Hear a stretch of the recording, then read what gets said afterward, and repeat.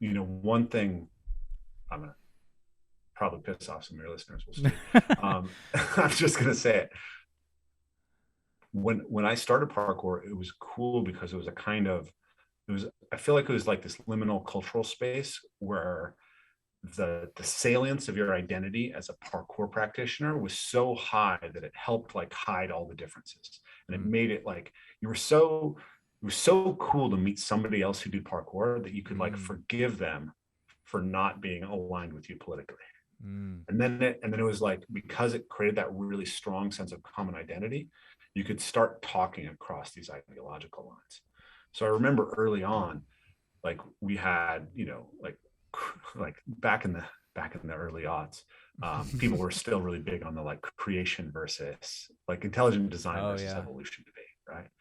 And I remember like getting into that debate with people who came to the parkour community, and it was totally different than having that debate with anybody outside of the community, because it was like we cared about each other because we were all parkour athletes. Ah. And so there was this sense that like parkour was a safe space from political polarization. Mm. And what I've noticed is that like it feels to me, and maybe this is kind of like specific to the West Coast, but it feels like the mainstream of the parkour community has become very woke, and they've become very, very intolerant of anything that is not right. It's like um, you have to be you have to say straight your pronouns, you have to say latinx, you have to send all these signals of having this specific political ideology, and that feels like it's socially enforced. Mm. That's been my sense of it. But then on the other side, like there's this whole group of people who are quietly like really into Jordan Peterson. I remember going to see a Jordan Peterson thing in like 2016, and there were like seven parkour guys who had no idea were into Jordan Peterson who were there, Oh right? wow. We just saw each other in line. We're like, oh, okay. Um, The secret. Yeah, that's so funny. right. And obviously like Peterson's an interesting character because he's like, I've been listening to his 2017 lectures recently, and they're amazing. Like they're so good. Like he's legitimately a superstar intellectual, and he's put together a lot of incredibly important ideas, like bringing young in line, like getting young in in in dialogue with, trying to solve like how does young connect to like good the best that we know of like modern neurobiology, and like the Mm. development of neurobiology and the developmental psychology from Piaget. Like these are really important connections, and he was super legit. And he's also like, intellectuals are often trained to not speak with emotion, and Peterson has this real power to connect to the pathos in rhetoric and to move people. But there's this element of him that's attracted to the culture war, and that ends up like like tilting at windmills within the culture war, which has its own attraction too. So it's like, if you're a little bit like peeved about the intensity of the political ideology, it's like he's that great person to go grab onto, Mm-hmm. to be like, yeah, like screw the woke, right? Yeah. Which I think ultimately, I I think mostly that's not really helping. That's my perspective on that, I guess, has evolved a lot in the last few years, but Mm-hmm. I don't think that element of his character is really adding a lot of value. Like I think it's important to have people who can say, hey, the emperor has no clothes, Mm-hmm. but there's a certain point at which you got to like move on and just make things happen and fix things, and stop whining about the emperor's lack of clothes. Yeah. No, I feel you big time. I think one of the things that I learned when I sort of failed at becoming whatever I thought I was going to become, I've succeeded and failed at the same time in a weird way, Yeah, on many levels. Like, so sort of did many of the things I set out to do in parkour, except my yeah, life didn't like have the character of like, it wasn't just, all right, now I'm on cruise control or yeah, whatever I thought I was going to yeah, happen, that I was just going to become some kind of perpetual parkour athlete, yeah, star of some sort.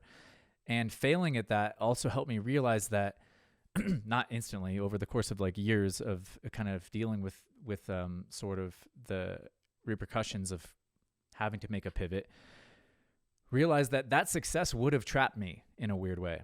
It would have kept me stuck in, because it was working. I had a formula going, and sort of, you know, this is sort of a young man's, I think, rite of passage, and to a degree, because I think a lot of, I don't know if it's a male characteristic, but I feel like it might be a masculine characteristic, to like want to like create something and solve it and make it, all right, I finished life. Like I created the formula. I thought of the perfect formula. And so I was like, oh, if I just do this, this, and this, I'll just be so happy, and it'll just keep exponentially compounding.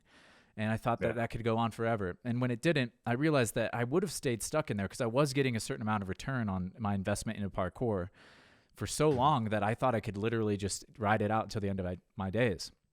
But what I didn't realize was that I was simultaneously not developing myself across many other different disciplines and dimensions. And all this to say, because Peterson has become so successful, I wonder if that has somewhat stunted his growth in the same way. Like, I wonder if some success, in a way, if you sort of engage with it, it almost invariably stunts your growth, because once you have an identity or a value or a machine behind what people are resonating with, you're stuck there being that character for so long. And I agree that I think Peterson and Joe Rogan's kind of like a new version of this, I would say. Even, you know, these are people that I think Joe first and then Peterson probably for me.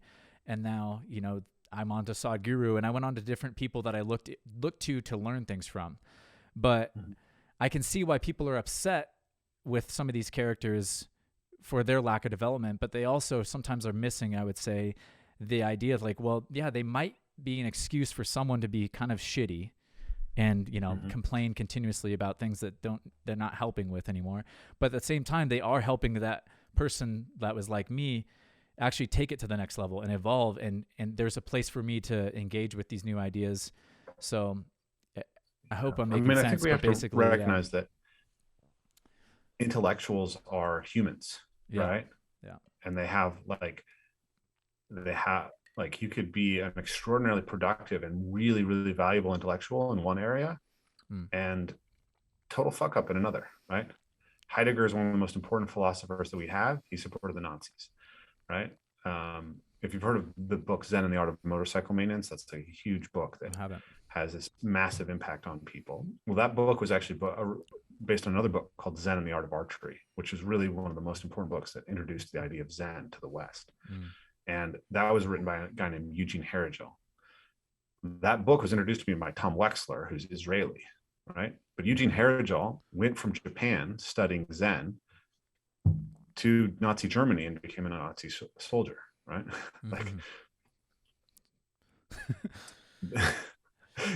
All the good intellectuals are Nazis. That's not what I'm saying. What I'm saying is that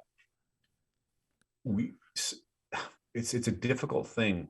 Like, I was actually just talking to another guy in the parkour community about this idea of like, how do we separate out people and the value that they offer versus like the damaging aspects of their character, because we all have flaws.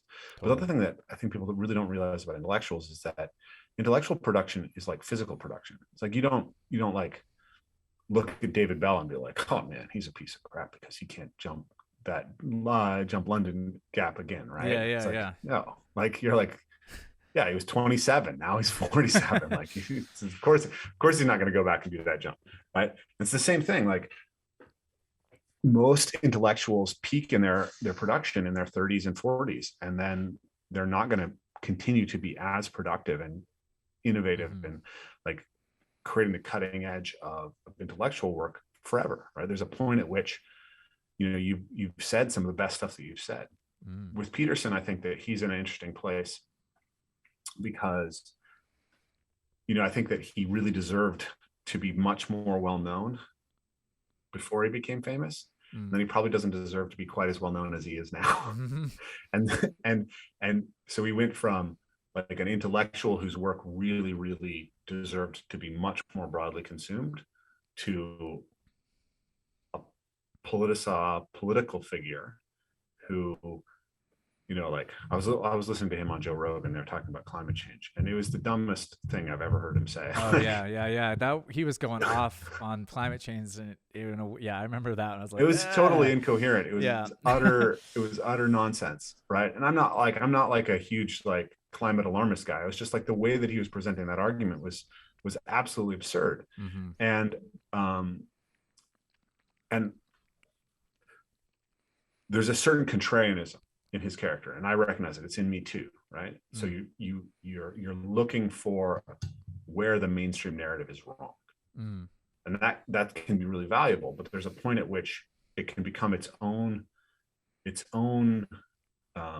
trap, right? Mm. Like I've seen this happen to people over and over again. Like myself, I was a mainstream left-wing person up until like 2008.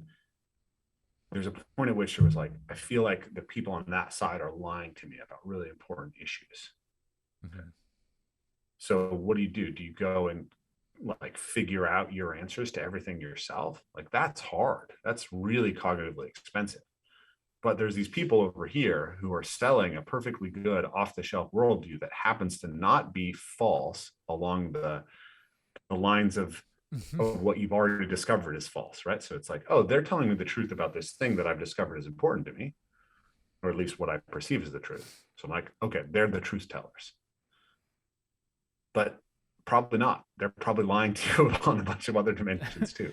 So it's like everyone wants an easily adopted off the shelf worldview, but Mm. you don't good worldview attunement, in my opinion, until you invest in like a bespoke worldview.